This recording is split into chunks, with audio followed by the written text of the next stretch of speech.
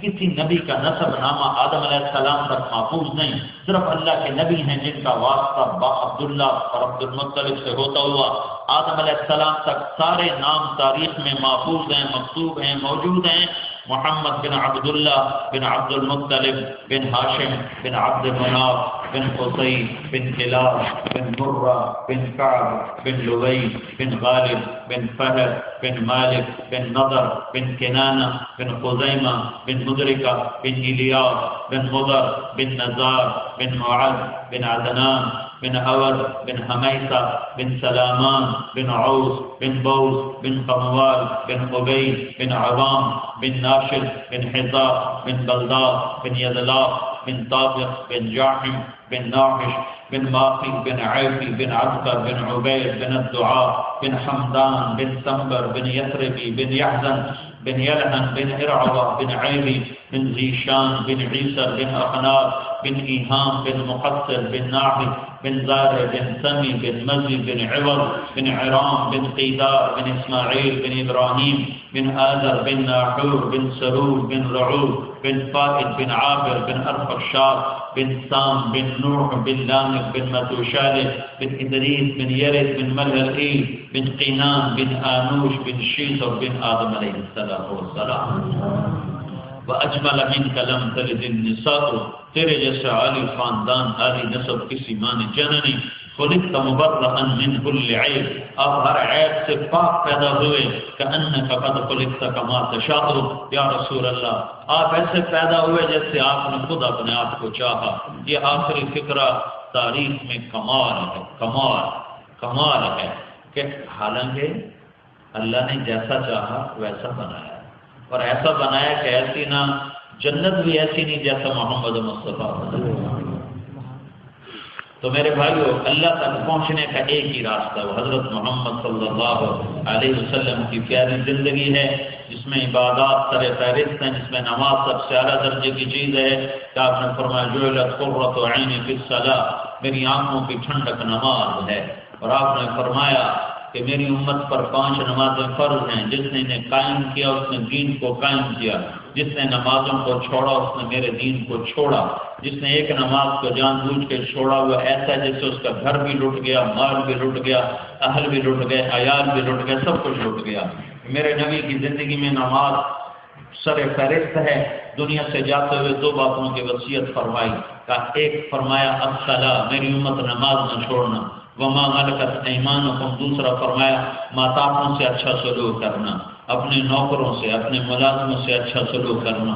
الصلاۃ وما ملکت ایمانکم، غلاموں کے ساتھ، نوکروں کے ساتھ، ملازموں کے ساتھ 2 چیزیں سمجھائیں، ایک عبادت، ایک اخلاق۔ عبادت سے اللہ ملتا ہے اور اللہ کا تعلق ملتا ہے، اور اخلاق سے بندوں کا تعلق ملتا ہے اور بندوں سے تعلق جڑتا ہے۔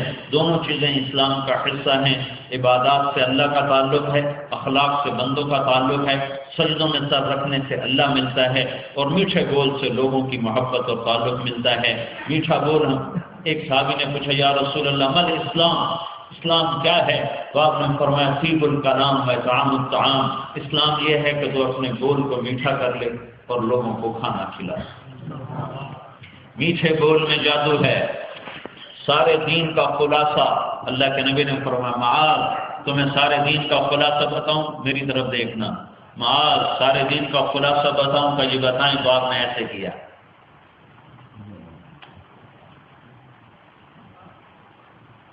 سارے دین کا خلاصہ بتاؤں، معاذ تمہیں سارے دین کا خلاصہ بتاؤں، جی بتائیں۔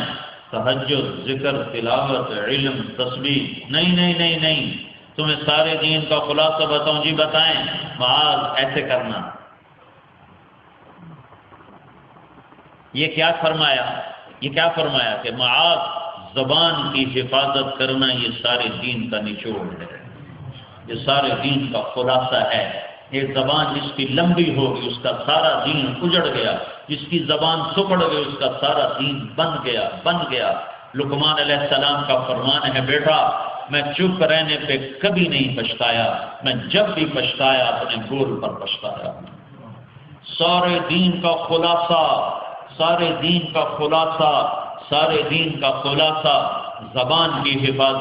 زبان کی حفاظت، زبان کی حفاظت، جس کی زبان میٹھی ہو. آپ نے فرمایا ابو ذر تمہیں ایک عمل بتاؤں؟ الا انبئک بعملین، تمہیں دو باتیں بتاؤں، خفیف مؤونتہما، کرنے میں آسان، عظیم اجرہما، اور اجر میں زبردست، والذی نفسی بیدہ لم یأت ثقلان بمثلہما، اس ذات کی قسم جس کے قبضے میں میری جان ہے، قیامت کے دن انسان اور جنات مل کر ایسا عمل اللہ کو پیش نہیں کر سکتے جو میں تمہیں بتا رہا ہوں. کہا جی کیا یا رسول اللہ؟ آپ نے کہا زبان کی حفاظت اور اچھے اخلاق، زبان کی حفاظت اور اچھے اخلاق، زبان کی حفاظت اور اچھے اخلاق. یہ گلاسگو والے کر لیں تو دنیا بھر کے انسان اور جنات ان جیسا عمل پیش نہ کر سکیں گے سوائے اس کے جو یہ کام کر کے آئے گا. تو ابو ذر رضی اللہ تعالیٰ عنہ مہینہ گزر جاتا تھا، ایک لفظ نہیں بولتے تھے. ایسی احتیاط شروع کی کہ پورا مہینہ گزر جاتا تھا، ابو ذر رضی اللہ تعالیٰ عنہ کی زبان سے ایک لفظ نہیں نکلتا تھا. تو سارے دین کا خلاصہ ہے عبادت اور اچھے اخلاق.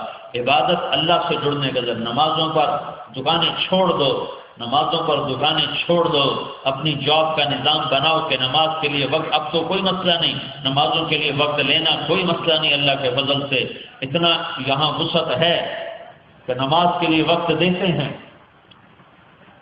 جاب کا بہانہ نہ بناؤ، اللہ کے سامنے سر جھکانا اپنی بندگی، اپنا فریضہ سمجھو.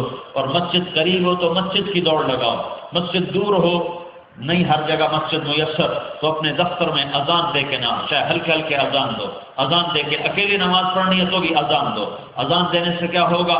وہاں پوری فضا میں جو آواز گونجے گی تو قیامت کے دن ساری یہ فضا گواہ بن جائے گی. اور دوسرا اس فضا میں حدیث میں آتا ہے اس فضا میں جتنے ایمان والے جنات ہوتے ہیں وہ اس کے ساتھ جماعت میں شریک ہو جاتے ہیں اور اس کے ساتھ نماز ادا کرتے ہیں.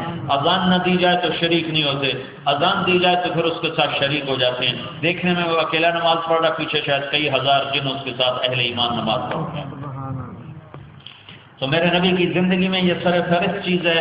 آپ نے کہا میری آنکھوں کی ٹھنڈک ہے نماز، اور کربلا قائم ہے اور ظلم و ستم کی عجب داستان لکھی جا رہی ہے. اور سورج ڈھلا اور نماز کا وقت داخل ہوا تو امام حسین علی مقام رضی اللہ تعالیٰ عنہ نے زہیر بن حسین کو بلایا، اپنے لشکر کے سردار کا شمر سے کہو جنگ روک کے مجھے نماز پڑھنے دے، پھر جو مرضی کرنا ہے کر لے.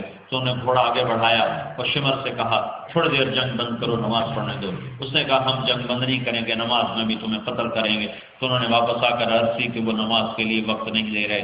فرمایا ٹھیک ہے نہیں دے رہے تو چھوڑ دو. نہیں چھوڑتے تو پیغام، اگر وہ چھوڑ دیتے تو اللہ کی قسم ان کو کوئی فرق نہیں پڑنا تھا، ان کے لیے تو جنت کے فیصلے ہو چکے تھے.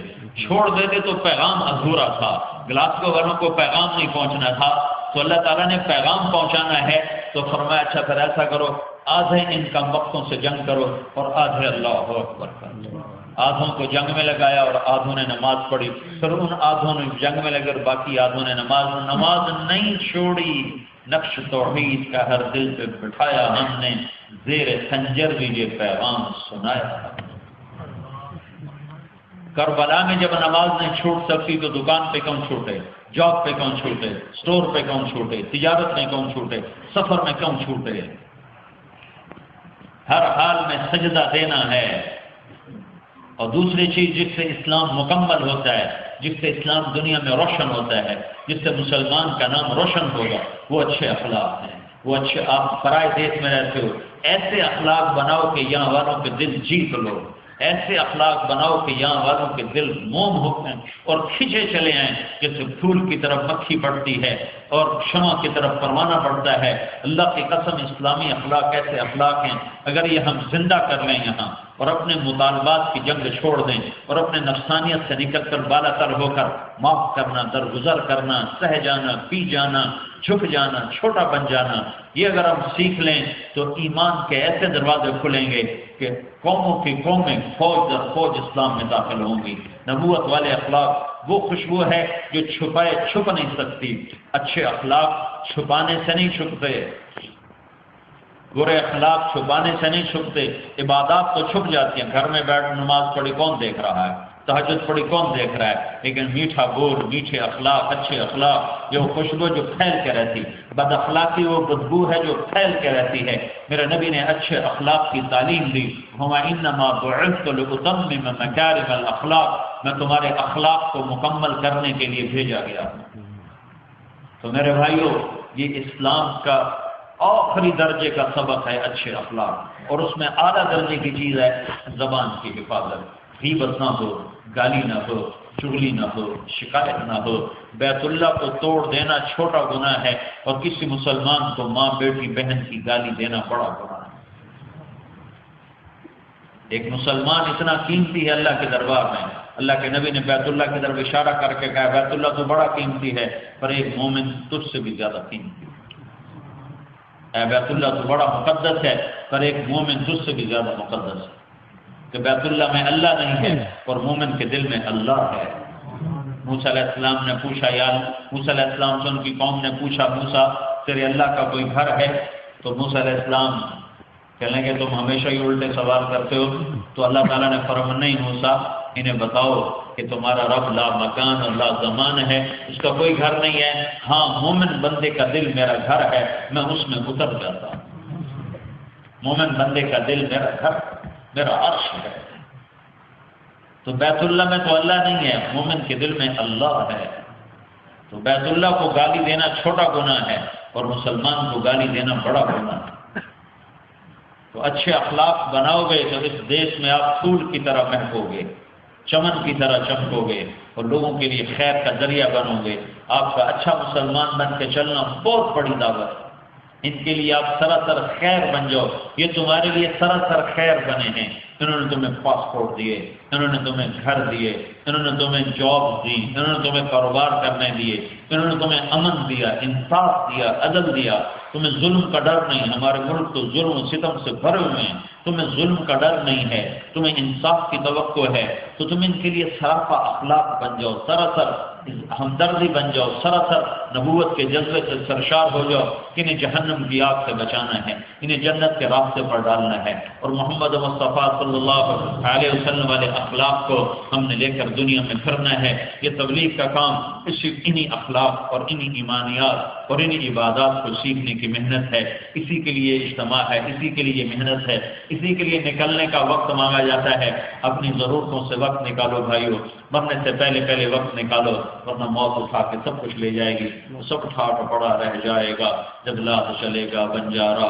اجل ہی نے چھوڑا نہ کسرا نہ دارا، اسی سے سکندر تپاتے بہارا، ہر ایک لے کے کیا کیا نہ حسرت سے دھارا، پڑا رہ گیا سب یوں ہی ٹھاٹ سارا، جگہ جی لگانے کی دنیا نہیں ہے، یہ عبرت کی جا ہے تماشا نہیں ہے۔ تو اس کے لیے وقت دو، اس کے لیے وقت۔ توبہ تو آپ سب نے کی نا بھائی، توبہ کی تشکیل تو پکی ہے نا، تو جتنا مجمع بیٹھا ہے سب نے توبہ کر لی، یہ تو ماشاءاللہ 100% تشکیل ہو گئی کہ سارا مجمع آج کے بعد وہ کرے گا جو اللہ چاہتا ہے، اور اس طرح کرے گا جیسے اللہ کا رسول چاہتا ہے۔ اب اس کو سیکھنے کے لیے، آگے بڑھانے کے لیے ہم اللہ کے راستے میں نکلیں اور وقت اوقات اس کے لیے نکالیں۔ تو جو بھائی تیار ہے وہ کھڑے ہو کر اپنے نام پیش کریں۔